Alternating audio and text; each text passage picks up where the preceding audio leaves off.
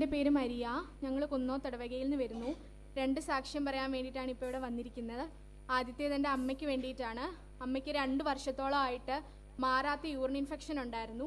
മരുന്ന് കഴിക്കും, മാറും, എങ്കിലും പൂർണ്ണമായിട്ട് സൗഖ്യപ്പെട്ടിരുന്നില്ല. അങ്ങനെ ഇരിക്കുമ്പോൾ അച്ഛൻ്റെ അടുത്ത് വന്ന് പ്രാർത്ഥിച്ചു.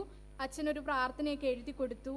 പ്രാർത്ഥിച്ചതിൻ്റെ ഫലമായിട്ട് പിന്നീട് യൂട്രസിൽ 2 മുഴയുണ്ടെന്ന് പറഞ്ഞിട്ട് ക്യാൻസർ ടെസ്റ്റിന് 2 ടെസ്റ്റിന് വിട്ടു.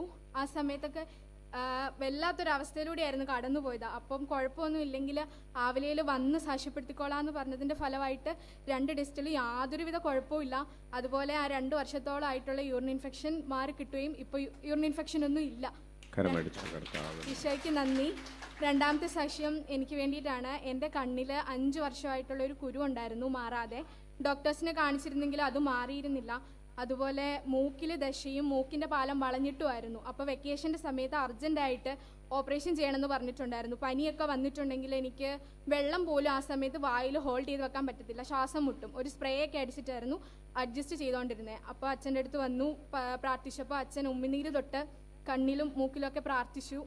അതിൻ്റെ ഫലമായിട്ട് എൻ്റെ കണ്ണിലെ കുരുവും പോയി, ഇപ്പം മൂക്കിനും കുഴപ്പമില്ല. അതിനുശേഷം എനിക്കൊരു വലിയ വൈറൽ ഫീവർ വന്നു. എന്നാലും എനിക്ക് ഒരു പ്രശ്നവും വന്നില്ല. അപ്പോൾ ഡോക്ടർ പറഞ്ഞു ഇപ്പം ഇനി ഓപ്പറേഷൻ ഒന്നും വേണ്ട എന്ന്. ഒരുപാട് നന്ദി.